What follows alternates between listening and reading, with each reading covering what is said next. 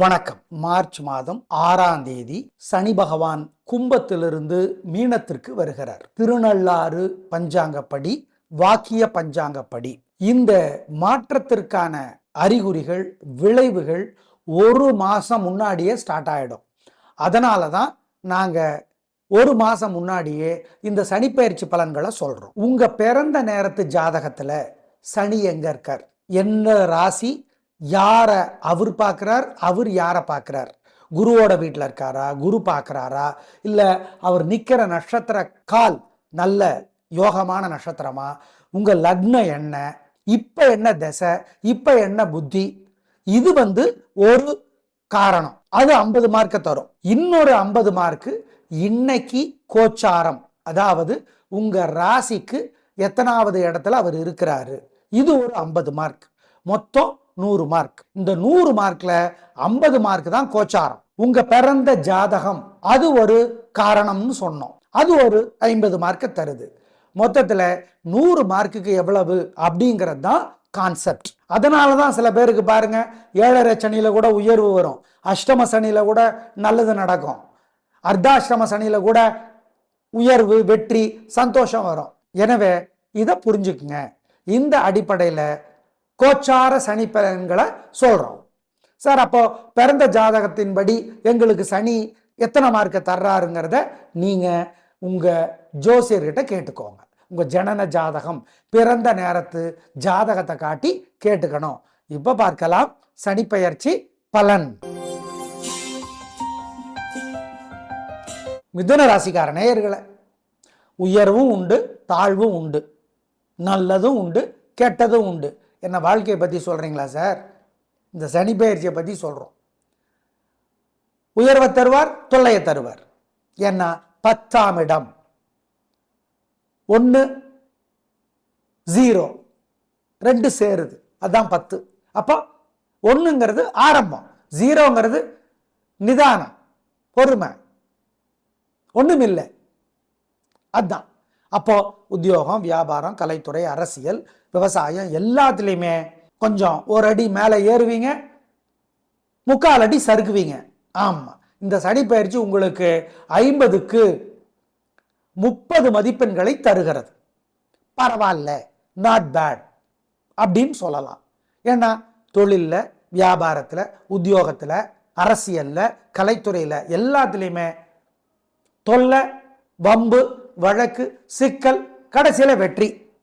அந்த வெற்றி வரும்போது அப்பா ஆடா போப்பா அப்படின்னு ஒரு சலிப்பையும் கூட தந்துடுவார் சனி பகவான். அதுதான் இந்த 10ஆம் இடத்து சனியினோட தொல்லை. ஆமாம், நல்ல வேலையா குருவோட வீட்டில் இருக்கிறதுனாலையும், குரு அப்பப்போ பார்க்கறதுனாலையும் பரவாயில்ல.